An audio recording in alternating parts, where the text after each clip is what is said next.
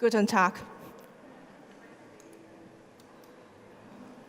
So today I'm going to talk about freedom of the media and culture in Hong Kong amid a growing China influence.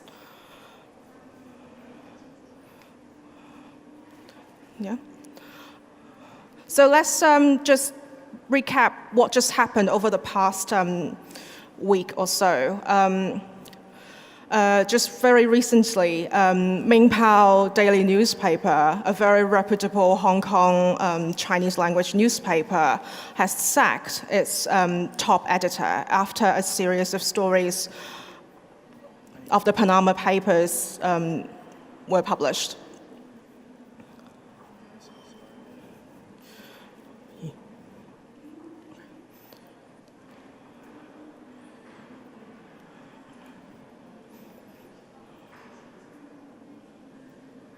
Yeah, and just yesterday, hundreds of journalists, politicians, members of the public protested outside the headquarters of Mingpao daily newspaper against the brutal sacking of this top editor. The official explanation of Mingpao was to cut costs because this top editor was too expensive. But then staff at the Mingpao newspaper questioned the chief editor, "You're even more expensive, why don't you sack yourself?" So obviously he didn't know what to say. And this incident was also reported recently in Germany.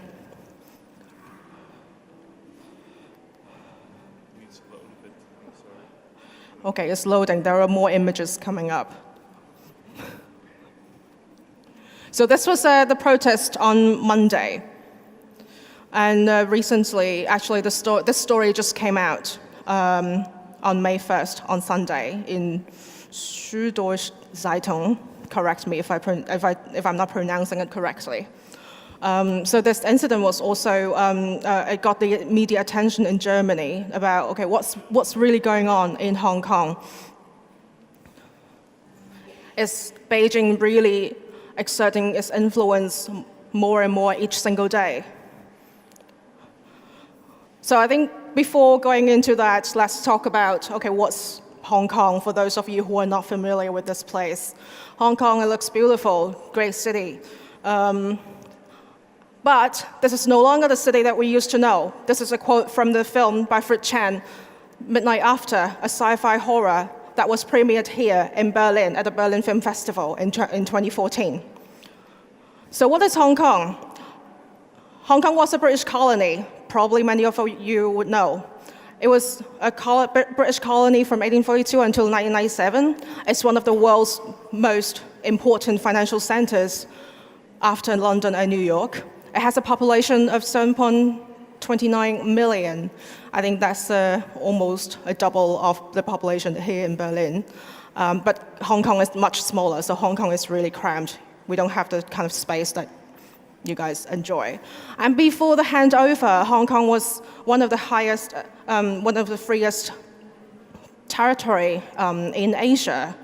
Because under the British colonial rule, despite the lack of democracy, the colonial government offered a great deal of freedom to the people in Hong Kong. So they don't really care about what you do or what you talk or what you print in the press. They just let you talk and they carry on doing their own thing, which in a way was good because that kept Hong Kong a unique position in the region. So Hong Kong is a place for headquarters of many international media in Asia, and Hong Kong was also a safe harbor and a safe haven from China, especially during Cultural Revolution. A lot of people from China escaped to Hong Kong. They brought their knowledge, their capital, their investment, their heritage, their history to Hong Kong, and everything that they brought to Hong Kong has been managed to be kept and preserved properly. For example, Hong Kong is one of the most important trading hub for Chinese antique furniture because a lot of people from China, they brought all these important pieces to Hong Kong to escape from being destroyed during Cultural Revolution. But in 1984, Britain and China decided that, okay, it's time to end the colonial rule and to hand over the sovereignty of Hong Kong to China. So they signed this joint declaration in 1984, and they agreed that in 1997 to hand over Hong Kong to China. So under this handover, Hong Kong is run under this philosophy of one country, two systems. So what does that mean? One country, obviously China. Two systems, that means Hong Kong has a different system that's compared to China. It means Hong Kong is under the capitalist system. Hong Kong enjoys the freedoms that it has always been enjoying during the colonial times. And Hong Kong would also have its own independent judiciary, its rule of law that is different from that of mainland China. And this one country, two systems is supposedly to remain 50 years unchanged. And under this, there's also the basic law, which is described as the mini constitution for Hong Kong. Under the basic law, freedom of speech, independent judiciary, rule of law, they are all guaranteed and protected under the basic law, in theory. So that brings this difference between Hong Kong and mainland China. So culturally and politically and historically, Hong Kong has a very unique background as compared to mainland China. As you can see, the languages that Hong Kong used are different, although a lot of people in Hong Kong, they do speak Mandarin, but the main languages are Cantonese and English. We write in traditional Chinese characters. Of course, we can read simplified characters, but it's the traditional characters that we use. We hold different passports, and many of us still have the British National Overseas Passport, which is a passport that was given by the British government before the handover, so only those who were born before July 1st, 1997 they were entitled to apply for this BNO. But then it's a very funny passport because you don't get any residency in the UK. So you are a British national, but then you're not. So I think only the Brits can think of something so smart. And then of course there's the HKSAR passport, which is pretty cool. You know, you get a lot of visa-free traveling, and you get a 3-month visa-free to stay in EU, for example. And like I mentioned, the legal system in Hong Kong and the kind of freedom in Hong Kong is also different from mainland China. So for example, Facebook, YouTube, Twitter, all the websites we can access, we have no trouble accessing them in Hong Kong, but then many of these sites are blocked in China unless you have a VPN account, which I'm sure many of them use it today. So what just happened over the past few years that make Hong Kong such a different place now? In 2012, it was the first wave of this massive protest. So it started with an introduction of the proposal to introduce national education curriculum to secondary school students and primary school students in Hong Kong. So this proposal was accused by students at the time and also parents of brainwashing young students to make them become more patriotic towards China, towards Beijing. And a lot of them, there have been reports accusing such proposal or the curriculum under the proposal have been not producing facts, but skewed facts about China.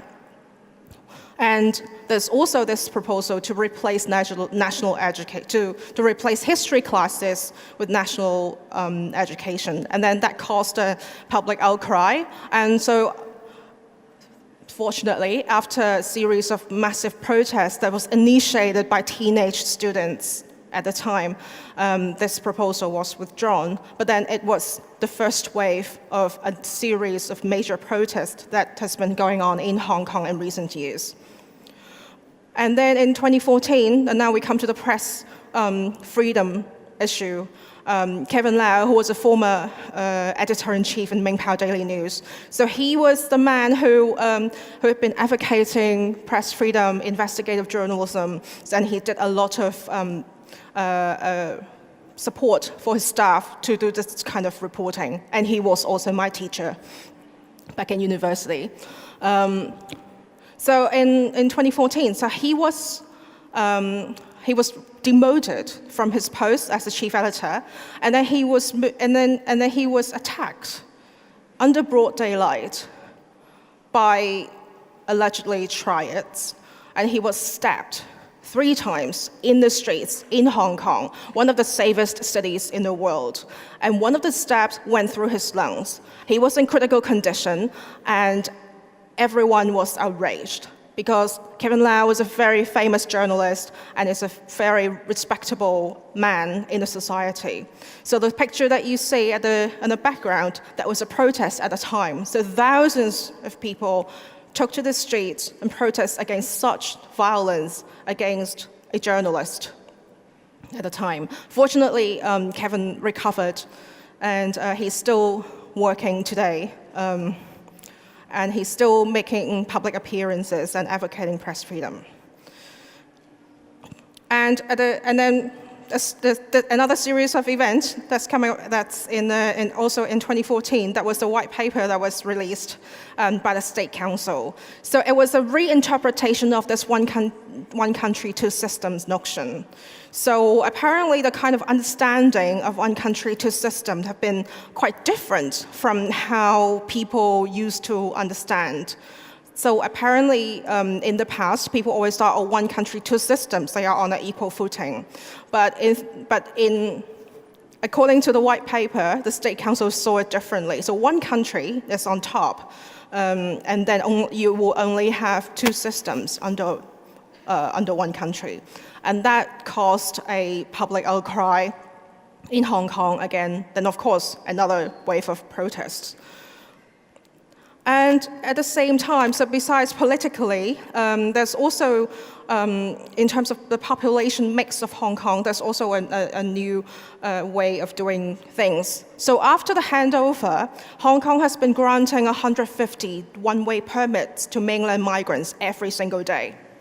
It's a policy that was imposed by mainland China, Hong Kong authorities. But the Hong Kong government has no way to say no to this, and Hong Kong government cannot approve the application of these one-way permits. The rights to approve the applications lie into Beijing or mainland authorities. So that means over the years, since the handover in 1997, so nearly 1 million mainland migrants have come to Hong Kong for family reunion or various different reasons. And then, of course, there's the influx of mainland tourists. So this was this began in 2003 after SARS hit Hong Kong and then brought down Hong Kong's economy to a very serious state. So there was this new scheme to promote tourism to Hong Kong people, to mainland tourists to Hong Kong. And then over the years, we have tens of millions of visitors coming from mainland China each year for sightseeing, shopping, eating, which is great. But at the same time, people in recent years feel that, okay, this is, we cannot take that many tourists. Hong Kong is already a very populous area, it's already very dense. And if we have tens of millions of visitors coming in every year, there's basically no space to walk. And another reason that people are so angry is that because they've been driving up retail and property prices, and a lot of small shops in Hong Kong are forced to evacuate, to make way to retail chains because they can afford much higher rent as opposed to small shops. And then people are also very angry with the current chief executive, who's the city's leader. And And they're comparing him with Mao, obviously. And that makes, for some reason, that his governance or poor governance or lack of governance is making people a lot more creative in a way that there have been lots of illustrations, comics, and even songs singing about the current status of Hong Kong being widely circulated online. So on one hand, it's true that there's this increasing worry over the press freedom. But then on the other hand, people are still people are becoming much more creative compared to the things they were in the past. So maybe there's an interesting time that more political art is being produced. And then, of course, there's the umbrella movement, because it was a time when the people of Hong Kong, they wanted a universal suffrage of the chief executive of Hong Kong without Beijing's screening. And then the public and the government could not agree on the proposal, and then Beijing wouldn't back down. So that turned out to be a 79-day Occupy protest that took over Hong Kong, which was the largest ever civil disobedience movement that ever happened in the city. And then after the umbrella movement, so that comes to the post-umbrella movement era, things begin to go interesting. So first, there are more creative works out there. For example, 10 Years, which probably you might have heard of, even if you haven't seen the film yet. So it's a dystopian film trying to imagine a future of Hong Kong in 2025 after 10 years later, after the increasing Beijing influence. And that film drew severe criticism from Beijing. And the film is banned in China. And even iTunes, when the film was released on iTunes was shut down in China. But it's just a film. Why are they so scared of such a film? It's not even a big production. But then, of course, this is much more serious, the missing booksellers. So five booksellers, they have been publishing books that are critical of the government. Some of them might even be fictional. But these people, they were kidnapped, allegedly, or they just vanished. So 3 of them were vanished, disappeared in China. One of them, a Swedish passport holder, disappeared in Thailand. One of them, from Hong Kong, British passport holder, vanished in Hong Kong, which was a very serious issue, because if he was really kidnapped in Hong Kong, that means it's a breach of one country, two systems, a breach of the basic law, because under the current system, mainland Chinese authorities, they cannot have any law enforcement taking place in Hong Kong. But then no one could tell the truth. There's no proper evidence. Even the guy who went missing, Li Bo, he claimed that he used his own way to go back to China. And his own way meant that he didn't need his return home permit or his passport to go back to China. How did he go back to China? No one knew. And then, after a series of incidents, then there are some more radical voices coming up in Hong Kong. Some are advocating for more autonomy, maybe go for a more violent way to protest, which is completely different from the time during the umbrella movement, because umbrella movement was all about peace, just civil disobedience, no violence. But then in February, just this Lunar New Year, so there was this an outbreak of riot that was dubbed fishbowl revolution, a term that I personally do not agree, but then that's what's been called. So it started with a roll over fishbowl, and then it turned into a group of localists who were radical, and then they decided to escalate the protest action by throwing bricks and cars on fire, which is something that I have never seen in Hong Kong ever in my life. It was a really unforgettable night. And this kind of action came from because they feel that there are some people out there feel that the umbrella movement was a failure because it failed to achieve anything. So they decided to go for a radical, violent approach. And then there are also people, of course, advocating for the independence of Hong Kong. And this is the kind of scenery that we would sometimes see, that people are still waving the colonial flag and say Hong Kong should retain its own way, and to free Hong Kong from China's control. So this is kind of the protest that we see every other day in Hong Kong, especially now. And then at the same time, then of course the freedom of press in Hong Kong is under huge threat. So as we can see with this index that's produced by the Reporters Without Borders, so Press Freedom Index of Hong Kong, it went down from number 18 at the beginning until just this year at 69. It's a huge decrease over such a short period of time.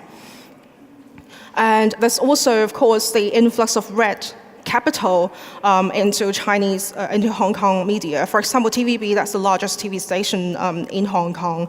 Recently, it has Li Ruigang, who was a former chairman of Shanghai Media Group and has close ties with Communist Party, and he's become an investor in TVB. And then, of course, the South China Morning Post being acquired by Jack Ma, and the other picture is the current editor-in-chief of Ming Pao. So he was being interrogated by his staff, like, why didn't you sack yourself? So this is what's happening in Hong Kong right now. But then there are people out there who are still trying to put up a good fight. And a lot of them are my friends and my colleagues who are working in various media.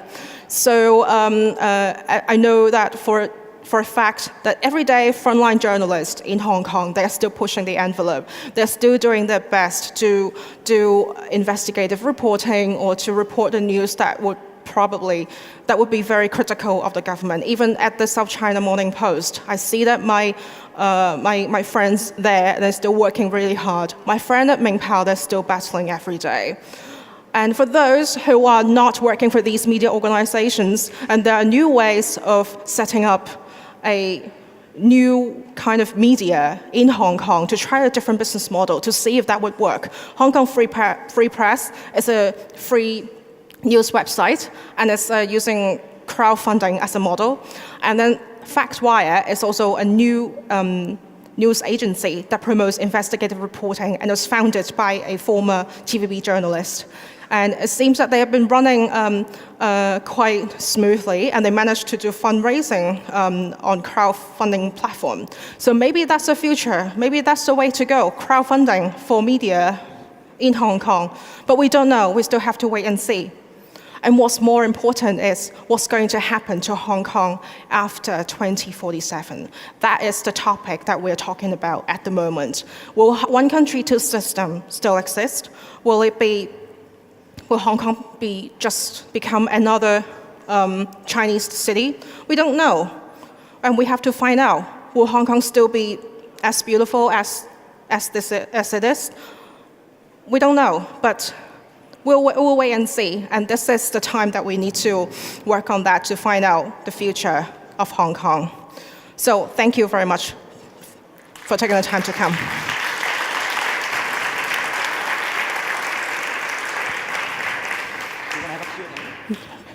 So if you like, we can have a Q&A session. So are there any questions from the audience right now? Do you have questions? Yes, so we have one microphone. I'm just coming to you with a microphone. If you could stand up, please, and say your name and introduce yourself. Heinrich Blömecke. Is there any support from inside of mainland China for the, so to speak, defense of the specific status of Hong Kong? Because in the long run, probably Hong Kong can only survive in the protection of freedom if there is support from mainland China. Is there some kind of collaboration, or is it politically totally impossible? Thank you for your question. Support. I believe many people in mainland China are very supportive of Hong Kong, and I do believe that many friends in mainland China, they would like to see a much more open and a much more open society that's free from censorship. And but at this point, I don't see any kind of official support. But then there is a lot of kind of support and collaboration under the table. I hope that I've answered your question. We have one more question. Thank you. Thanks very much for your presentation. My name is Jens. I'm here from Berlin. My wife's from Hong Kong. I've been following some of the events you've been talking about. You mentioned as your last statement 2047, obviously a very important date. You said we want to wait and see. Given the light of what's been happening over the past years and the increasing influence that the Chinese government is taking, wait and see seems like a quote-unquote difficult solution when you're working as Hong Kong, as a possibly independent Hong Kong, as a freer Hong Kong, towards this future that right now is being quite heavily influenced by mainland China already. What channels do you see, especially with a look at journalism and media, not only from within Hong Kong but also international media? What channels do you see that can really take an influence? You and your friends, what can you do to influence and fight towards the Hong Kong that you want to have in 2047, rather than the one that we're all expecting to become at the handover date? Thank you for your question. I think coming here to talk about it today is one way to fight for a future of Hong Kong that I want it to be, to make the situation known internationally. And as journalists, I think what we can do is to keep reporting and keep pushing the envelope every single day. And while people who deal with the politics, and they stir up the discussion of what kind of Hong Kong do we want in future. Because back in 1984, when Britain and China signed the Joint Declaration, they did not consult the people of Hong Kong. Hong Kong people had no say of what kind of Hong Kong we wanted it to be. But now is the time that people have a chance to discuss what kind of future of Hong Kong that we want beyond 2047. So I hope an answer will come out very soon. Thank you, Vivian Chow. Thank you very much.